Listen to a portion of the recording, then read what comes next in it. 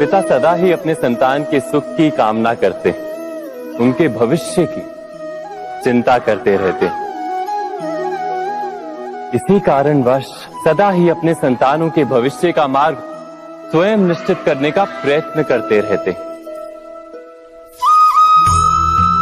जिस मार्ग पर पिता स्वयं चला है, जिस मार्ग के कंकर पत्थर को स्वयं देखा है, मार्ग की छाया, मार्ग की धूप को स्वयं जाना है, उसी मार्ग पर उसका पुत्र भी चले, यही इच्छा रहती है हर पिता की। निस्संदेह उत्तम भावना है ये, किंतु 3 प्रश्नों के ऊपर विचार करना हम भूल ही जाते हैं। कौन से प्रश्न? प्रथम प्रश्न, क्या समय के साथ प्रत्येक मार्ग बदल नहीं जाते? क्या समय सदा ही नई चुनौतियों को लेकर नहीं आता? तो फिर बीते हुए समय के अनुभव नई पीढ़ी को किस प्रकार लाभ दे सकते हैं? दूसरा प्रश्न, क्या प्रत्येक संतान अपने माता पिता की छवि होता है? हाँ, संतानों को संस्कार तो अवश्य माता पिता देते हैं, किंतु भीतर की क्षमता तो ईश्वर देते हैं। तो जिस मार्ग पर पिता को सफलता मिली है, विश्वास है कि उसी मार्ग पर उसकी संतानों को भी सफलता और सुख प्राप्त होगा। तीसरा प्रश्न, क्या जीवन के संघर्ष और चुनौतियां लाभकारी नहीं होती? क्या प्रत्येक नया प्रश्न एक नए उत्तर का द्वार नहीं खोलता?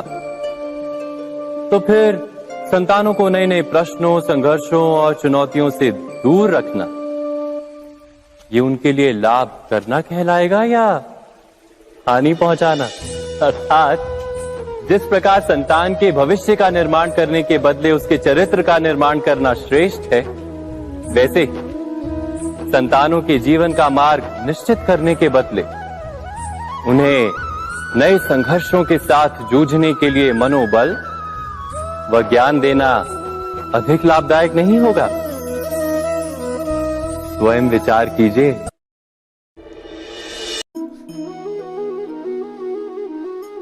जगत में प्रत्येक व्यक्ति को किसी ना किसी प्रकार की निर्बलता अवश्य होती है। जैसे कोई बहुत तेजी से दौड़ नहीं पाता तो कोई अधिक भार नहीं उठा पाता, कोई असाध्य रोग से पीड़ित रहता है तो कोई पढ़े हुए पाठों को स्मरण में नहीं रख पाता।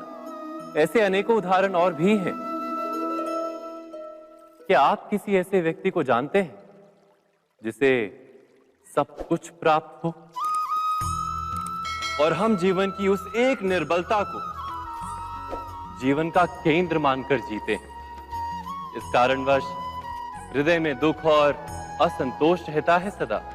निर्बलता मनुष्य को जन्म से अथवा संजोग से प्राप्त होती है, किंतु उस निर्बलता को मनुष्य का मन अपनी मर्यादा बना लेता है। किंतु कुछ व्यक्ति ऐसे भी होते हैं जो अपने पुरुषार्थ और श्रम से उस निर्बलता को पराजित कर देते हैं। क्या भेद है उनमें और अन्य लोगों में?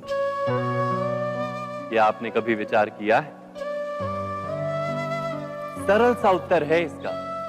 जो व्यक्ति निर्बलता से पराजित नहीं होता, जो पुरुषार्थ करने का साहस रखता है हृदय में, वो निर्बलता को पार कर जाता है। अर्थात निर्बलता अवश्य ईश्वर देता है, किंतु मर्यादा मनुष्य का मन ही निर्मित करता है। स्वयं विचार कीजिए।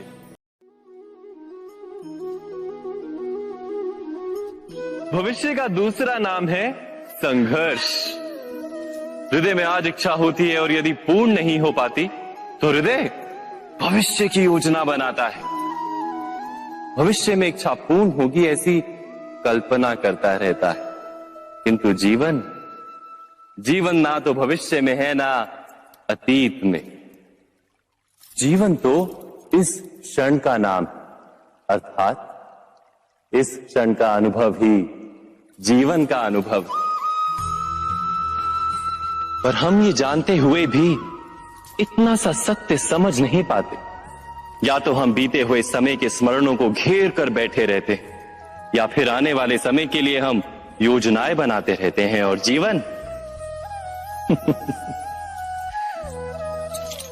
जीवन बीत जाता है। एक सत्य यदि हम हृदय में उतार लें कि ना हम भविष्य देख सकते हैं, ना ही भविष्य निर्मित कर सकते हैं, हम तो केवल धैर्य और साहस के साथ भविष्य को आलिंगन दे सकते हैं, स्वागत कर सकते हैं भविष्य का। तो क्या जीवन का हर पल जीवन से नहीं भर जाएगा? स्वयं विचार कीजिए।